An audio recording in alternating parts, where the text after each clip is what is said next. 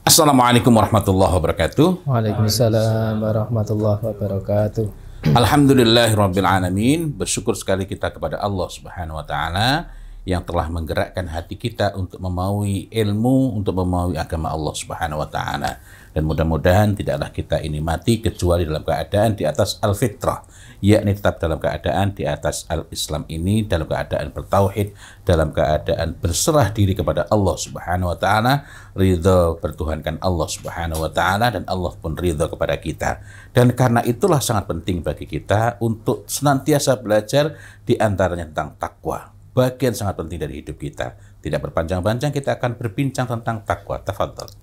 Bismillah, alhamdulillah, salatu wassalamu ala rasulillah wa ala alihi wa ashabihi wa mawala mabad. Kita lanjutkan pembahasan kita. Kita masuk di pembahasan mawatinu taqwa. Mawatin itu jamak dari waton. Itu maknanya adalah manzilu tuqimu atau taqimu bihi. Itu tempat di mana dia itu tegak. Di mana takwa ini mesti ditegakkan. Kata musannif, qala musannif hafizahullah taala, takwa itu mesti ditegakkan di mana? Yaitu fisirri wal alan. Ketika rahasia bersendirian ataupun ketika terang-terangan, secara rahasia maupun secara terang-terangan. Takwa itu mesti ditegakkan. Di antara dasar argumentasinya adalah hadis dari Abu Dzar radhiyallahu anhu, bahwasanya Rasulullah sallallahu alaihi wasallam beliau bersabda, berkata, sittata ayamin, itu 6 hari beliau itu berbicara dengan Abu Dzar. Kata beliau, kata Rasul, akil ya Abu Dzar, pikirkan wahai Abu Dzar, ma aqulu laka ba'du, apa yang sudah aku katakan padamu sebelumnya. Apa yang sudah aku katakan sebelumnya. Fala makana yaumus sabi, maka ketika memasuki hari ke-7, qala, Rasul kemudian berwasiat lagi kepada Abu Dzar, usika bitaqwallah, aku wasiatkan padamu wahai Abu Dzar untuk bertakwa kepada Allah fisirri amrika wa alaniyatihi, baik dalam urusan-urusan rahasiamu maupun yang ditampakkan. Beliau memberi wejangan mungkin ya, atau berbicara dengan Abu Dzar itu secara beruntun, maksudnya selama 6 hari, kemudian pada hari ke-7 beliau mewasiatkan itu. Wa hadhil asya'u sahlatun bil qaul, kata beliau, perkara takwa seperti ini itu mudah diucapkan, akan tetapi wa so'batun fi tatbiq, akan tetapi sulit dalam prakteknya. Dalam prakteknya itu sulit. Fa ba'dun nasi yaghfilu wa yansa muraqabatallahi lahu wa yansa hadisa Ibni Umar radhiyallahu anhu maqala. Sebagian orang itu mereka lalai dalam urusan takwa ini dan lupa bahwa Allah itu, lupa terhadap pengawasan Allah padanya. Dan dia lupa terhadap hadis Ibnu Umar radhiyallahu anhuma. Dia berkata, akhadha Rasulullah sallallahu alaihi wasallam bi ba'di jasadi faqala u'budillaha ka'annaka tarahu wa kun fid dunya ka'annaka gharibun au abiru sabilin. Kata Ibnu Umar radhiyallahu anhuma, Rasul itu memegang sebagian dari anggota badanku, kemudian beliau berkata, ibadahilah Allah seakan-akan engkau melihat Allah, dan jadilah engkau di dunia ini sebagai orang yang asing, seakan-akan engkau adalah orang yang asing, atau abiru sabilin, yaitu musafir atau orang yang sedang melakukan perjalanan. Ini wasiat Rasul kepada Ibnu Umar radhiyallahu anhuma. Dan disebutkan dalam sebuah syair yang ditulis oleh Abu Nawas rahimahullah. Ini nama ma'ruf ya, Abu Nawas. Katanya, idza ma khalauta dahra yauman falatakul khalautu walakin kul alayya raqib. Kalau misalnya ada waktu luang pada satu saat di satu hari, pada hari-harimu, maka jangan kau mengatakan aku dalam keadaan kosong, ini waktu luangku, longgar gitu. Akan tetapi katakan bahwasanya ada raqib yang mencatat apa yang aku kerjakan. Jadi waktu yang kita anggap luang itu bukan kemudian kok free gitu, tidak, tapi ada yang mencatat dan akan tetap ada pertanggungjawabannya, begitu, kurang lebih seperti itu. Wala tahsabanallahu yaghfalu sa'atan wala anama yakhfa alaihi yaghibu. Dan kamu jangan pernah mengira bahwa Allah itu lalai sedetik pun. Allah itu tidak pernah lalai. Jangan pernah mengira bahwa Allah itu lalai sedetik pun.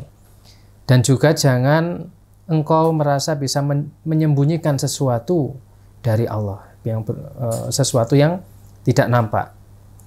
Jadi jangan pernah merasa Allah itu lalai mengawasi sedikit pun, dan jangan pernah merasa bisa menyembunyikan sesuatu dari Allah Subhanahu wa Ta'ala.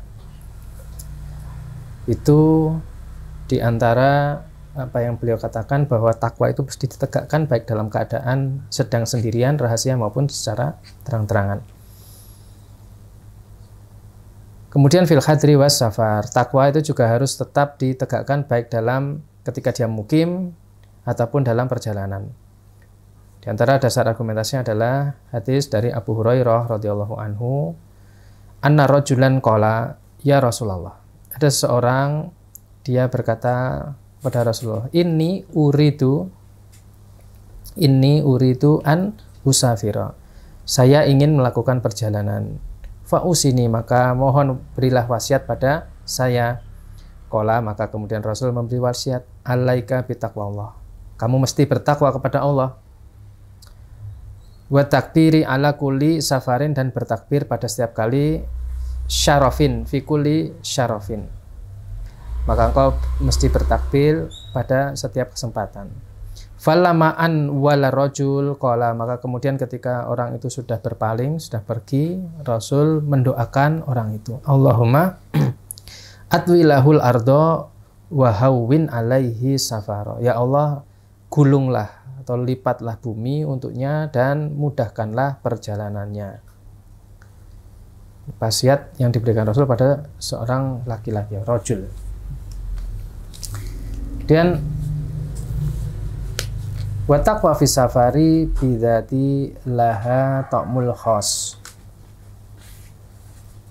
Takwa pada saat melakukan perjalanan itu ibaratnya seperti memiliki rasa yang khusus, Fal musafir yughayyiru makanahu wa khalahu. Kenapa? Karena musafir itu dia melakukan, ada perubahan tempat dan keadaannya. Karena dia melakukan perjalanan dari satu tempat ke tempat lain, maka otomatis tempat dan keadaannya berubah. Wa qad yakunu fi biladil ghurbah la yakhsha mimma yakhsha minhu fi baladihi. Ada kalanya ketika di negeri yang asing dia itu menjadi tidak ada rasa takut. Tidak takut dengan apa-apa yang kalau dia di negerinya sendiri dia takut gitu. Maksudnya bisa ditangkap nih. Jadi kalau di negeri asing mungkin dia orang tidak dikenal, jadi ya bebas saja. Kalau di negerinya, di kampungnya mungkin orang melihat kalau dia melakukan sesuatu yang buruk, orang akan menggunjing mungkin atau menjadi buah bibir. Tapi karena di tempat asing, maka dia menjadi seperti kuda binal.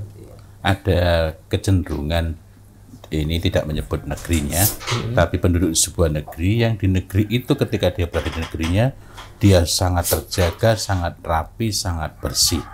Tidak ada sampah yang berserakan sedikit pun di mana saja.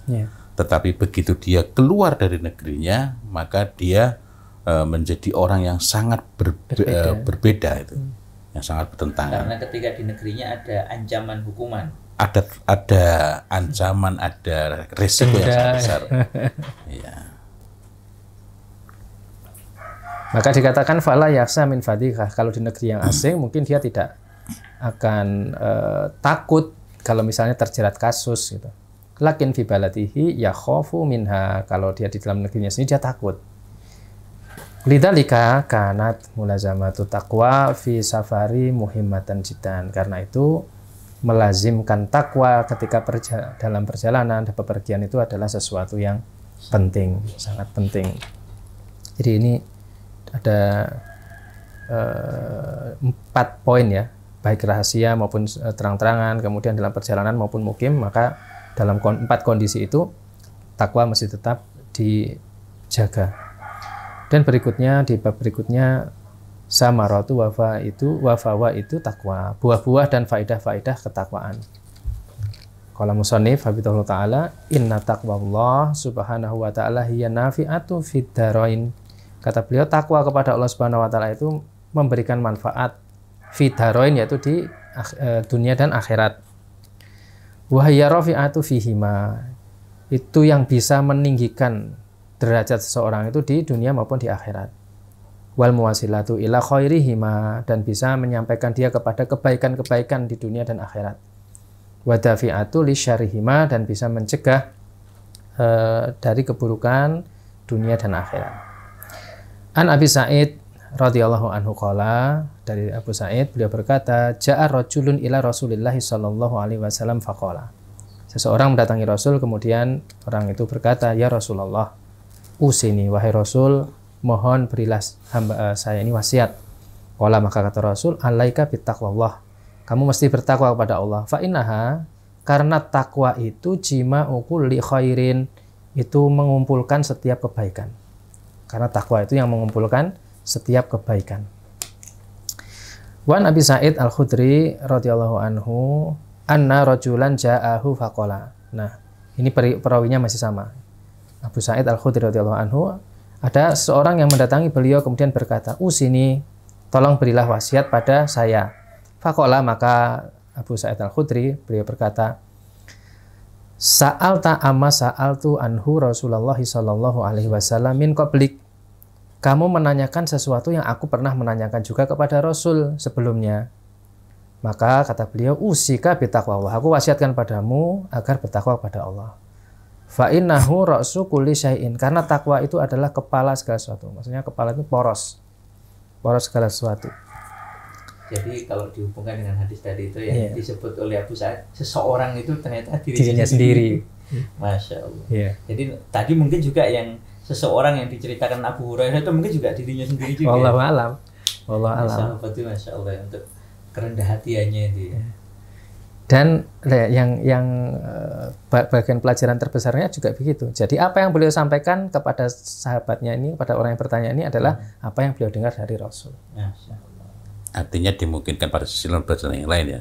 Ketika seseorang terhadap dirinya sendiri, bukan termasuk berdusta ketika menyebut seseorang tanpa takyin namanya, menyebut nama atau tanpa mengkhususkan saya ketemu orang. Karena ketemu orang itu berarti orang lain kan.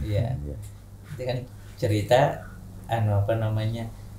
seseorang menemui Rasul, ternyata adalah dirinya sendiri. Misalnya seperti itu. Dan pelajaran lainnya adalah para sahabat ini kan termasuk hadis-hadis Rasul itu fokus pada inti pesan. Jadi kalau memang rojulnya itu tidak terlalu penting, ya tidak usah diketok-ketok gitu, dan tidak dicari tahu siapa gitu. Padahal sebenarnya kalau tidak perlu kepo gitu ya. Siapa sih rojulnya itu kayak gitu kan, bisa saja orang nyari siapa sih sebenarnya rojul ini, dicari tahu. Tapi kalau di syarah-syarah memang akan pada kepo itu.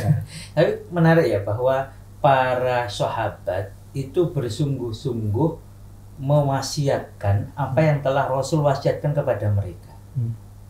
Ya kan? Jadi ketika ada orang yang ini sebenarnya kan biasa ausini kan, wasiati aku, tapi kemudian menjadikan mereka ingat kepada apa yang Rasul wasiatkan kepada mereka.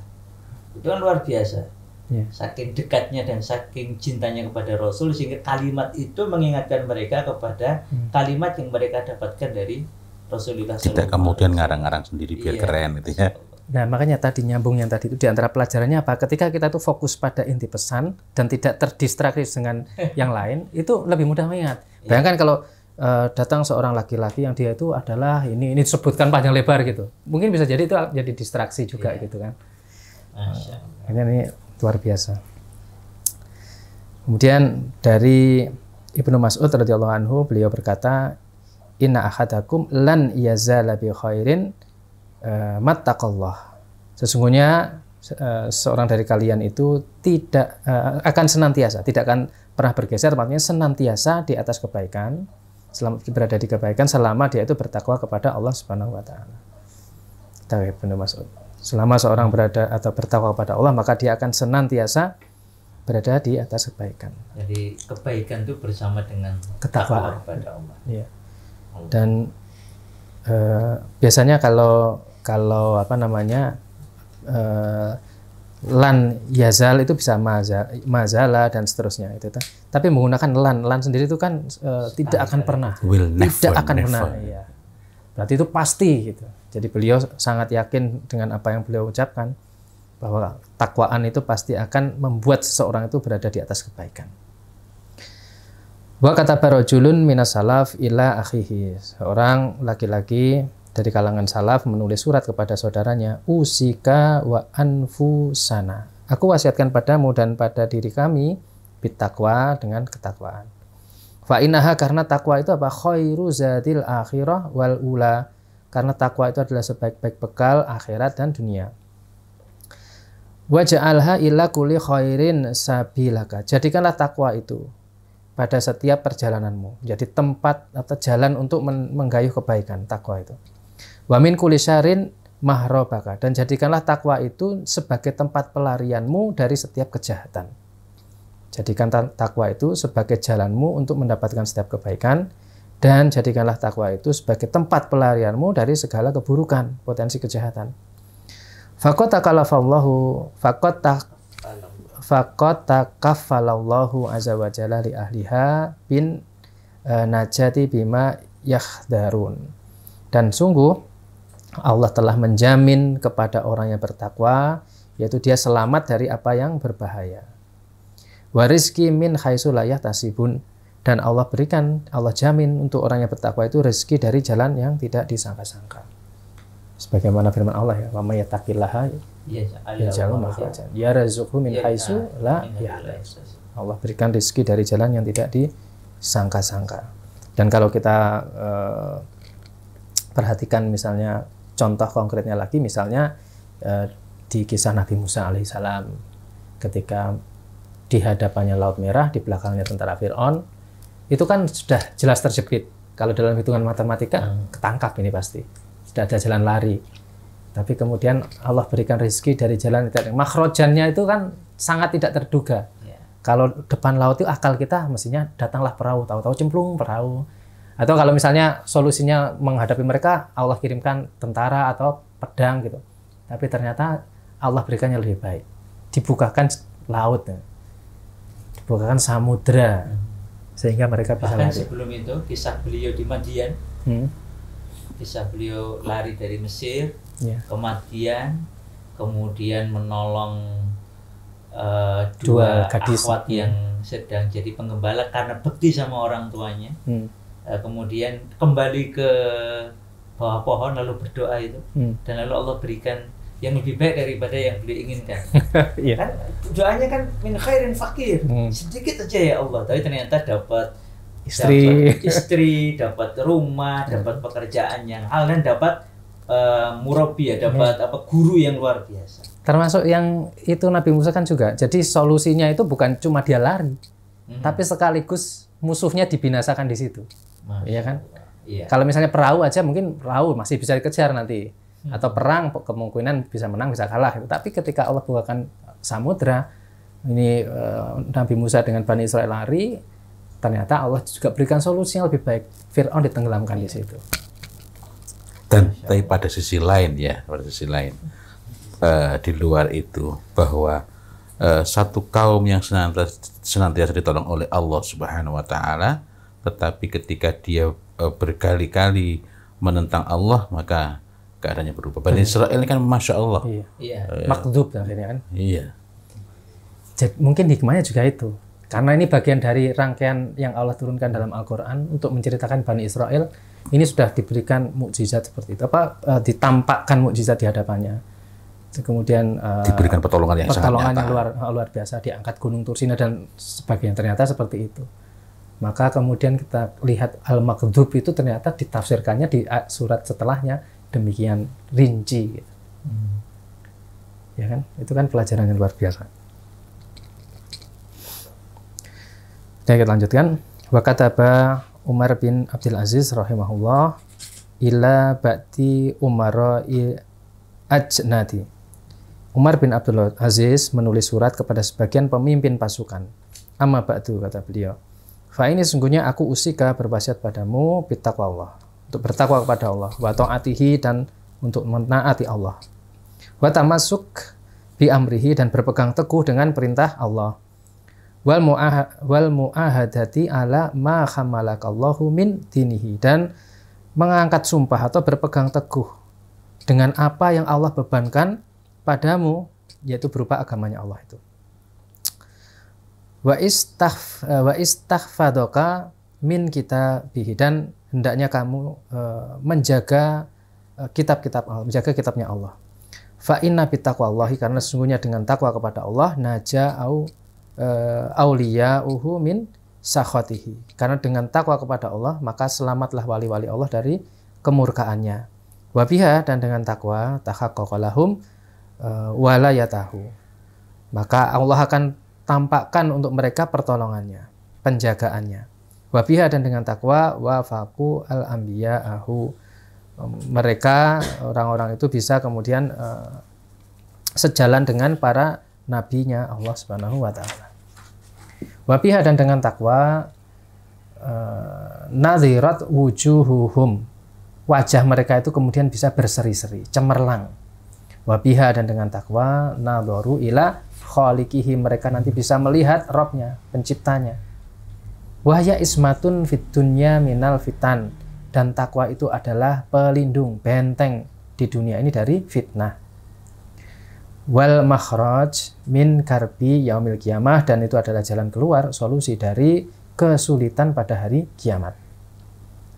Maka dikatakan fata amal, perhatikan, ma fil qur'ani wa sunnah, apa yang ada dalam Al-Quran dan sunnah, wa kalamis salaf, dan ucapan para salafus soleh, min dzikrin littaqwa, yaitu berupa penyebutan tentang takwa ini.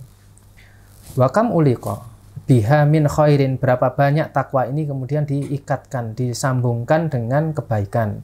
Wa kam wu'ida 'alaiha min sawab, dan berapa banyak takwa ini kemudian disandingkan dengan janji pahala, dijanjikan pahala. Wa kam udhifa ilaiha min sa'adah, dan berapa banyak yang berkaitan dengan takwa ini kemudian disandarkan dengan kebahagiaan. Innaka, sesungguhnya engkau itu, in ta'amalta fidalika kana sababan li khassika ala taqwa. Kalau engkau itu perhatikan rangkaian sebab akibat tadi itu, kalau takwa maka begini, kalau takwa dijanjikan pahala dan seterusnya, maka itu bisa menjadi sebab engkau itu termotivasi untuk bertakwa, terdorong untuk bertakwa. Waltizamika laha, dan engkau melazimi takwa ini. Wa amalika biha, dan engkau beramal dengan ketakwaan ini.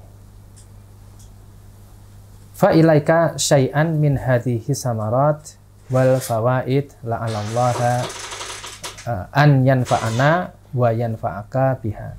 Nah, beliau paparkan beberapa buah dan faidah dari takwa, dan kata beliau, mudah-mudahan Allah Subhanahu wa taala memberi manfaat pada kami dan memberi manfaat kepada engkau dengan paparan buah-buah takwa ini. Buah yang pertama adalah takwa itu sababun linaili rahmatillahi subhanahu. Takwa itu menjadi sebab seseorang itu mendapatkan kasih sayang Allah Subhanahu wa taala. Ini dasarnya adalah hadis yang disampaikan, diriwayatkan dari Salman Al-Farisi radhiyallahu anhu, bahwasanya Rasulullah SAW beliau bersabda, innallaha khalaqa yauma khalaqas samawati wal ard mi'ah rahmatin. Allah itu menciptakan 100 kasih sayang ketika Allah ciptakan, pada hari ketika Allah ciptakan langit dan bumi. Jadi bersamaan dengan Allah ciptakan langit dan bumi, Allah ciptakan 100 kasih sayang, 100 rahmat. Kullu rahmatin mil'u ma baina sama'i wal ard. Masing-masing rahmat itu memenuhi antara langit dan bumi. Jadi ada ruang di antara langit dan bumi itu dipenuhi dengan kasih sayang Allah. Faqasama minha rahmatan bainal khalaik. Maka satu rahmat kemudian dibagi, sebagiannya itu untuk para makhluk. Jadi Allah ciptakan 100, diambil satu, itu sebagian dari yang satu itu dibagikan kepada makhluk Allah.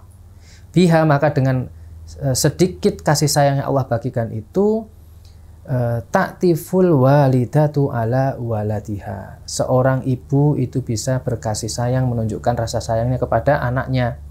Wabiha, dan dengan sedikit kasih sayang Allah yang dibagikan tadi itu, yasrabul Wakhsha wa tayra alma. Seorang binatang buas, burung itu bisa minum air. Maksudnya itu kan bagian dari kasih sayang yang Allah tunjukkan. Wa biha, dan dengan kasih sayang itu yatarohamu al khalaik. Makhluk-makhluk ini saling berkasih sayang.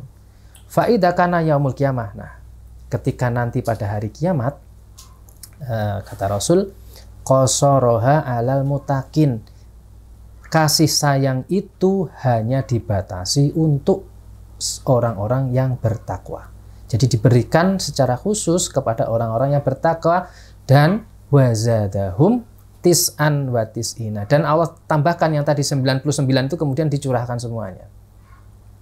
Nah, ini ketika Allah ambil dari yang 101, satu itu pun juga sebagiannya dibagikan kepada makhluk, maka seperti ini. Kita mungkin merasakan adanya keindahan, melihat ada orang merasa empati dengan orang lain, menunjukkan kasih sayangnya, itu sudah luar biasa kita rasakan. Itu baru sedikit yang Allah limpahkan, apalagi itu nanti satu dibagi ke seluruh makhluknya di muka bumi ini, sejak awal penciptaan sampai besok kiamat, ya. Satu sudah cukup. Itu pun sebagiannya. Ya. Karena satu itu dibagi-bagi tadi itu. Sebagian dari satu. 99-nya besok di akhir. Masya Allah. Masya Allah. Sebentar, ini tadi mungkin saya salah menerjemahkan. Wa qasama minha, jadi membagi minha dari mi'ah itu tadi, ya, rahmatun satu. Iya. Makanya jadi tadi itu bukan sebagian tapi satu. Dibagi ke seluruh makhluk sehingga ibu menyayangi anaknya, induk menyayangi yaitu anaknya, tadi sebagainya, terus sampai para makhluk saling menyayangi dan seterusnya. Itu satu untuk seluruh makhluk itu sejak penciptaan sampai hari kiamat. Sejak penciptaan sampai hari kiamat.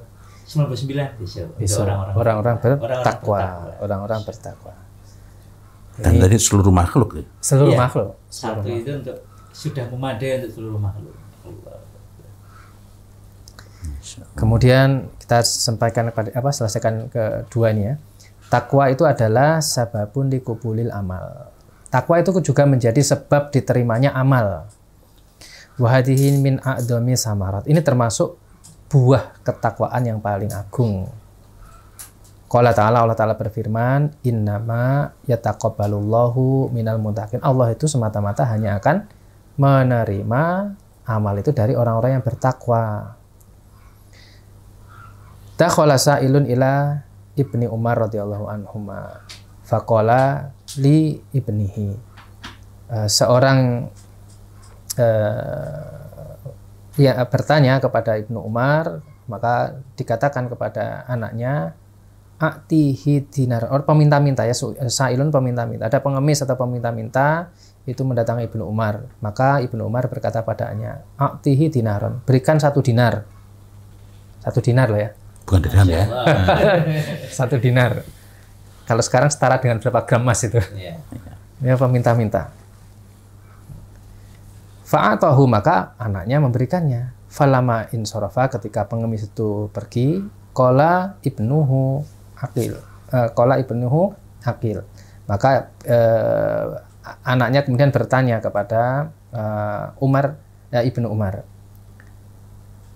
Taqabbalallahu minka ya abatahu. Semoga Allah menerima darimu wahai ayahanda. Faqala, maka Ibnu Umar berkata, lau alimtu, kalau saja aku itu tahu, anallaha taqabbal minni sajdatan wa khidatan. Kalau saja aku itu tahu Allah menerima dariku 1 saja sujud, au sadaqatan dirhaman, atau 1 saja sedekah 1 dirham, lam yakun ghaibun akhaba ilayya minal maut. Maka itu sudah tidak akan hilang rasa cintaku kepada tidak akan hilang rasa cinta padaku itu dari maut. Maksudnya sudah merindukan maut karena sudah ada yang diterima dari Allah, maka ayolah segeralah gitu. Tadri mimman yataqabbalallah. Apakah kamu tahu dari siapa yang Allah itu akan menerima amal kita itu? Innama yataqabbalallahu minal muttaqin. Allah itu hanya akan menerima amal itu dari orang-orang yang bertakwa. Ini bentuk kerendah hatian beliau. Bentuk kerendah hatian beliau. Jadi kalau kata beliau, kalau misalnya aku itu tahu satu saja sujudku atau sedekahku itu yang diterima Allah, mau sudah cukup. Aku sangat rindu dengan maut itu. Karena menjadi bekal. Kenapa? Karena kalau itu diterima, itu berarti itu indikasi saya ini bertakwa gitu. Karena Allah itu hanya menerima amal dari orang yang bertakwa gitu maksudnya. Sekaligus itu penanda ketakwaan. Karena orang yang bertakwa itu sebenarnya tidak merasa dirinya ini ketika kita melihat para sahabat ketika turun ayat-ayat yang berkenaan dengan orang munafik, mereka takut jangan-jangan ada penyakit pada dirinya. Sementara pada orang munafik ketika ada ayat-ayat yang berkenaan dengan nikmat surga, itu saya. Nah, artinya kalau kita melihat pada pada kalangan salafus saleh, mereka senantiasa khawatir, ini amalan saya ini diterima apa tidak. Kita melihat akhir hayatnya Imam Syafi'i rahimahullah ta'ala dan yang lain-lain, mereka ini khawatir. Artinya khawatir pada saat yang sama mereka ini betul-betul dekat kepada Allah. Artinya khawatirnya itu mengkhawatir dirinya, bukan meragukan Allah Ta'ala. Dan itu akhirnya yang membuat mereka lebih berhati-hati. Jadi antara rojak dan khaufnya itu seimbang. Bukan positive thinking ya. Wa kataba Umar bin Abdul Aziz rahimahullahu ila rajulin usika bi taqwallahi azza wa jalla. Umar bin Abdul Aziz menulis surat kepada seorang, kata beliau, aku wasiatkan padamu untuk takwa kepada Allah. Alladzi la yaqbalu roha, yang Allah itu tidak menerima selain ketakwaan, wala yarhamu illa ahliha, dan tidaklah menyayangi kecuali orang yang ahli takwa, wala yasibu illa alaiha, dan tidaklah memberi pahala kecuali orang yang kepada yang bertakwa itu. Fa inna, maka sesungguhnya al-wa'idina biha kasirun, sesungguhnya orang yang memberi petuah takwa itu ada banyak. Wal amilina biha qalilun, akan tetapi yang beramal dengan ketakwaan itu sedikit. Ini dari Umar bin Abdul Aziz. Ini menjadi bagian mudah-mudahan menjadi bagian introspeksi kita juga, termasuk kita yang sekarang sedang membaca tentang takwa. Ini kan bagian dari ini. Maksudnya ini orang yang memberi petuah takwa itu banyak, tapi yang beramal ini sedikit. Artinya jika orang yang hidup di masa itu dengan ilmu yang amat tinggi, dengan didikan yang amat baik dari orang yang bertakwa, dengan ma'rifatullah yang sangat kokoh, itu pun mengatakan di masa yang masih termasuk masa yang sangat baik, yang masih sebaik-baik masa setelah generasi sahabat, tapi masih termasuk masa yang sangat baik, itu pun mengatakan demikian, apatah lagi dengan zaman kita ini. Allah. Ya mungkin itu yang kita baca pagi ini, mudah-mudahan bermanfaat. Wallahu a'lam bishawab. Masya Allah, ini tadi yang kita perbincangkan, dan insya Allah masih akan kita lanjutkan pada pertemuan-pertemuan berikutnya. Mudah-mudahan Allah Ta'ala bukakan hati kita, karuniakan ketakwaan kepada diri kita, dan mudah-mudahan kita senantiasa haus dengan ilmu dari Allah Subhanahu wa Ta'ala, dengan hujjah yang kokoh, dengan dalil yang sahih. Demikian, sekali lagi mudah-mudahan Allah Ta'ala tambahkan ilmu kepada kita dan karuniakan rezeki kefahaman kepada kita. Wallahu a'lam bishawab. Ihdinas shiratal mustaqim.